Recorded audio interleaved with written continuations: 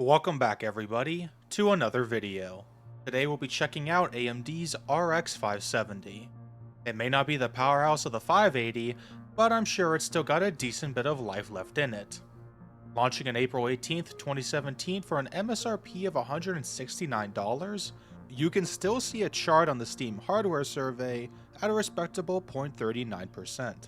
Manufactured on the 14nm GCN4 architecture, this card is running at 1168 MHz at base, which will boost up to 1244. Our 4GB of GDDR5 VRAM is running at a respectable 1750 MHz on a 256-bit memory bus. There are versions that have 8GB of VRAM, which while a bit more expensive could grant you some smoother frame rates. To power this card, we require one 6-pin connector to deliver its TDP of 150 watts and runs on a PCIe 3.0 interface. One of its neat selling points is the amount of I/O you get. 3 DisplayPort 1.4As, 1 HDMI 2, and 1 DVI, meaning you can run a max of 5 different displays if you so desired. For rendering, we are lagging a bit behind here. DirectX is only supporting the basic 12 feature set, while Vulkan is a full version behind. It shouldn't matter too much overall, as the GPU probably couldn't even handle the most modern stuff too well anyways, but it's something to keep in mind. Despite the support lagging behind, we still have some decently modern drivers for the 570. August for Windows and September for Linux. While we'll be testing Windows today, I'll definitely have to take a look at Linux in the future. For our testing, we've got our standard Ryzen test bench here, but with an exciting new upgrade, a 4K AverMedia capture card. I was having some audio issues with the Elgato during filming, so I'm pretty sure it was starting to die, and this opens up a lot more possibilities for GPU testing in the future. Let's see what the RX 570 is all about in the benchmarks. Starting with the synthetic benchmarks, the 570 is quite easily the most powerful card we've looked at since the GTX 970, being a little higher in Firestrike but lower in TimeSpy. With scores of 11,903 and 3,472, we can easily handle ourselves at 1080p, and 1440p will be doable, but it's mainly going to be limited to those older and easier to run games. Hopping onto Peak, an easy game to run and fun with friends, we actually have some pretty interesting results here. Going with a 1080p medium preset, we got an unsurprising 133 FPS average, and although we have 43 and 6 for the lows, those were mostly due to assets loading in as we climbed. What was surprising, however, was that those results were for DirectX 11, and when we swapped to DX12, which should usually perform better, we actually saw an overall loss across the board with only 94 for our averages. Those loading hitches were also much more noticeable. It's not an end-all be-all though, at least the devs were thinking of those who can't even use DX12 in the first place. The most intensive area is the new roots biome. The clutter of the forest could drop us 30 frames just depending on where we were looking, but even at its worst we still managed an over 60 FPS experience, and you should have no worries when sabotaging your friends. Leading into one of my favorite games of 2025, Digimon Time Stranger is actually running really well here overall, which considering the minimum spec requirement was a 580, it's a very nice surprise. Running at 1080p high-ish settings with 2x MSAA, we got 93 FPS average with 44 and 20 for our lows. In smaller areas you could see upwards of 100 FPS, although heavier scenes like the city will maintain around 60. The lowest I could go was about 45 FPS, but those moments were quite brief and shouldn't give you much trouble. I will say 1080p medium will grant you a bit more stability in frame times, but overall we're running a recent release on an 8-year-old card handily, and it's great to see. Black Mesa has an amazing showing on the 570. While we did go with a modest 1080p medium preset, we managed to achieve a whopping 131 FPS average with lows somewhere around 68 and 53. Source Engine jank loves to mess with these lows as always, however, so take that with a grain of salt. Playing through the Interloper chapter of the game, the lowest I was able to get was 69 FPS in heavy combat. We still have some headroom for those who want to push the graphics a little bit, but maintain that 60 FPS consistency. But medium provides that nice overall balance to keep things smooth, but not ugly either. Counter-Strike 2 has always been kind of an easy game to run overall, and the RX-570 is no exception. Running at 1080p medium preset again, we're getting a really respectable 166 FPS average with 107 for our 1% lows. The 0.1 lows here are due to a random stutter in the middle of a game, and while it is something to keep in mind, was seemingly a one-off occurrence. I would say overall this is pretty good experience for the casual user, and probably the bare minimum for someone looking to get into some cheap competitive gameplay.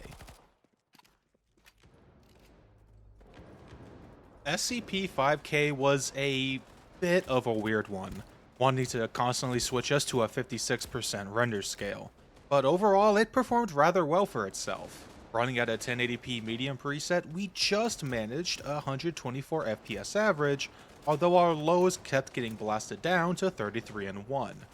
The game unfortunately chugs when it needs to load in new assets, but actually playing the game, you can see dips around that 80 FPS mark, which overall isn't actually too bad. DX11 and DX12 also performs rather similarly here, and while you do have upscaling, it won't be doing too much with those loading stutters. It's still very playable though, and should hopefully receive more optimizations in time. If you're willing to search for it, you can indeed get some higher resolution gaming out of this level 570. Running Proteus at a default graphics settings at a 1440p resolution, we got a respectable 75 FPS average with 45 and 8 for our lows. Our main culprit here is the special effects during gunfights taking our FPS below the 60s, but it never felt sluggish to play, and at least for the first two levels, was an enjoyable experience. Sure, it may be an indie title from 2022, but hey, 1440p is nothing to scoff at when you're gaming on a budget. Vintage Story can be a deceptively demanding game, as while we did get a pretty decent 112 FPS average running at 1080p medium, it was pretty frequent to see around 80 FPS just depending on the area.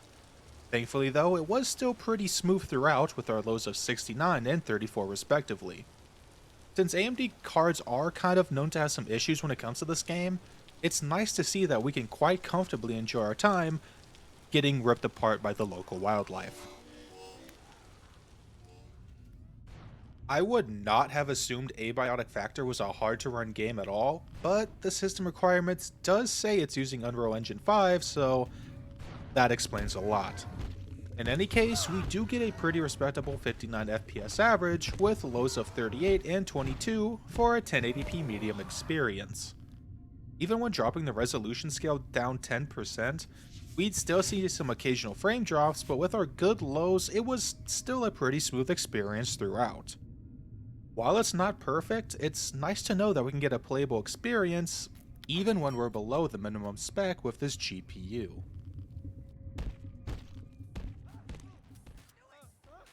For those of you willing to put up with some visual sludge, you can indeed get a usable experience out of Cyberpunk 2077. Running at 1080p low with FSR 3 set to performance, visual artifacts and detail pop-in will be aplenty, but you'll still get an alright 59 FPS average with okay lows of 38 and 31. Getting into vehicle combat with police and blowing up a gang under a bridge, we saw dips down into the mid-40s, but it still felt smooth to play. Considering we're just below the minimum GPU specs, they request a 580 as well, I think this is a pretty decent showing all around. No Man's Sky was a bit of a tricky one. It crashed every time I touched resolution or FSR settings, but I managed to push through. Running at 1080p standard settings with FSR set to balanced, we managed a nice 79 FPS average with 27 and 5 for the lows. Traveling around this ice planet and surviving a blizzard, it still felt pretty smooth even with the low percentile lows. You could even swap up to quality if you preferred, it's just that FSR in general is going to be needed to get over that 60 FPS hurdle consistently. In fact, if you so desired, you can even push to 1440p with okay results, although it's going to need the use of FSR performance. Even if you'll need a touch of upscaling, No Man's Sky remains playable, and you should have a good experience. Fortnite was a bit of a disappointing one for me. Not the new performance mode though, because with a mixture of medium and high settings, it was a surprising beast, netting us a nice 222 FPS average with 116 and 44-hour lows. However, when we switched to regular DX12 and even with a TSR quality upscale, we couldn't even net 100 FPS for the average. Although, all things considered, that's not too bad considering we're running a neutered DX12 feature set and only have 4GB of VRAM. Overall, Fortnite remains pretty playable, and you do get your choice between higher frame rates or visual fidelity. You just can't have your cake and eat it too. In conclusion, while it's certainly no RX-580, this little card still has a decent bit of use left in it for the modern day. eBay has listings for the card anywhere from about $40 to $60, which isn't too bad if you can't find a good deal on an 8GB 580 or you're on a tight budget. Although of course this is that price bracket where you can find some fierce competition with used cards, like this GTX 980 for $65. Of course, your use cases will vary, and the 570 is still a somewhat capable card at the end of the day. I would like to thank you all for watching. Holidays have been keeping me busy, so this video is going to be pretty late coming out, but I have many more plans for videos in the future. If you like what you watched, feel free to drop a sub, it's very appreciated, and I will be sure to see you all next time.